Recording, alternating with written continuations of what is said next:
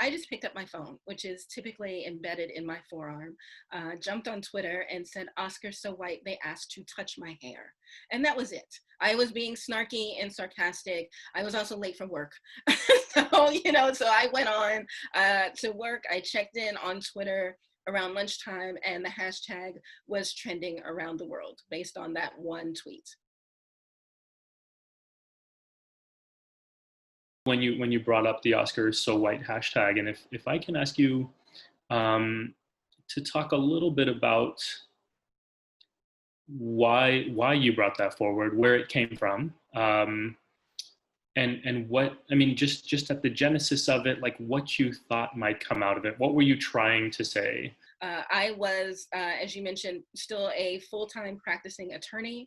I was practicing campaign finance law, so I had no nexus to the entertainment industry whatsoever. I was getting ready for work and watching the Oscar nominations because the Oscars were like my Super Bowl.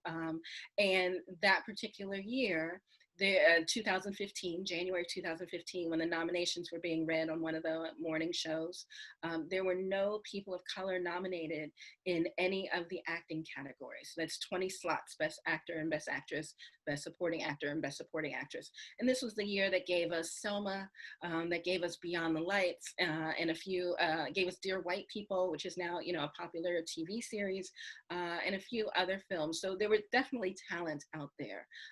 And so I just picked up my phone, which is typically embedded in my forearm, jumped on Twitter and said, "Oscar so white, they asked to touch my hair."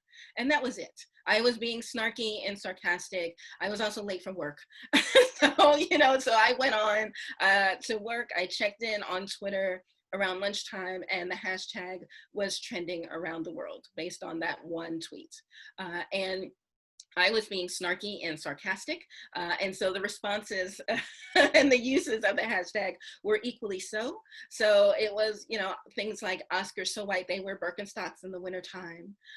"Oscar so white, they think mayonnaise is too spicy." Issues like, things like that.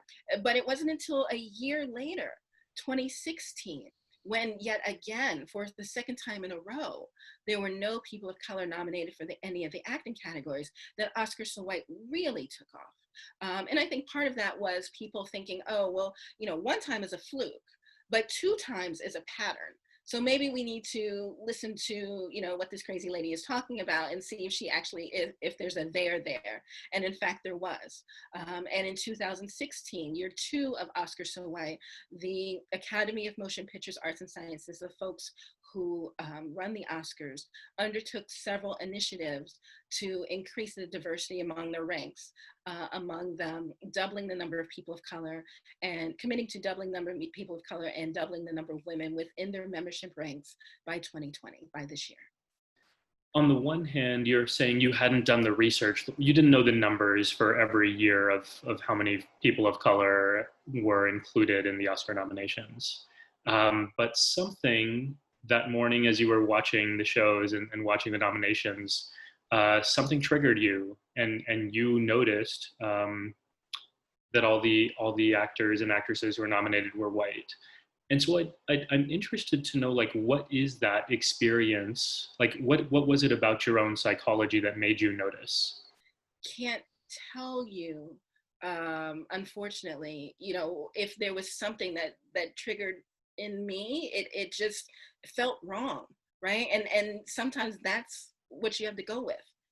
Something doesn't feel right, and so I need to speak up. As I was able to pull the curtain back a little bit and really get into my research and start talking to people, and then eventually, meeting people in the entertainment industry and having those more in-depth conversations, it made me realize, one, the Oscars aren't any different than any other awards organization, and they all have their problems. And two, perhaps we as entertainment consumers put too much stock into them when determining what we should and should not see.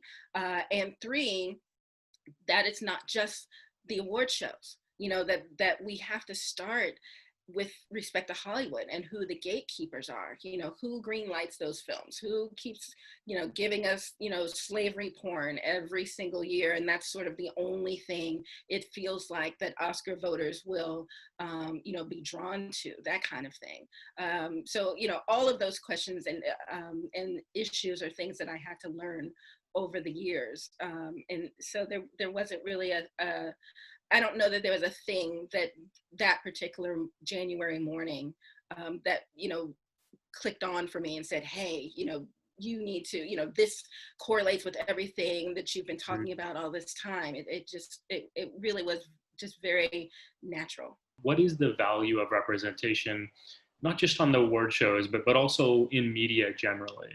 Everyone, regardless of who they love or who they pray to or what they look like or where their family is from, or how they move in the world, deserves to see themselves represented on screen, deserves to have a story like theirs told.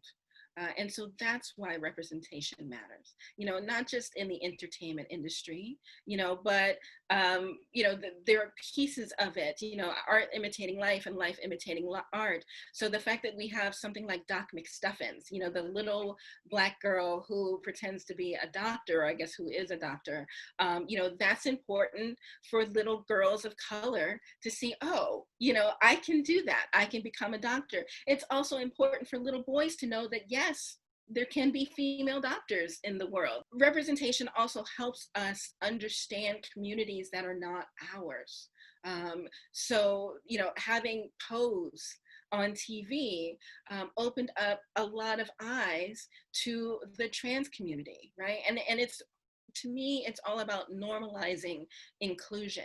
The fact that we have Afro-Latinos in baseball, that can be some little boy's dream, right? The fact that we now have a woman coach in the NBA, right? Not the WNBA, but the NBA.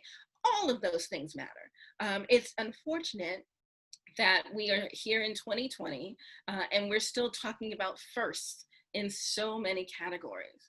And so the goal is to not talk about firsts, because we have normalized inclusion, so that people from different marginalized communities, people from traditionally underrepresented communities are sitting shoulder to shoulder post-COVID, shoulder to shoulder with us, and we don't even think about it anymore, because it just is.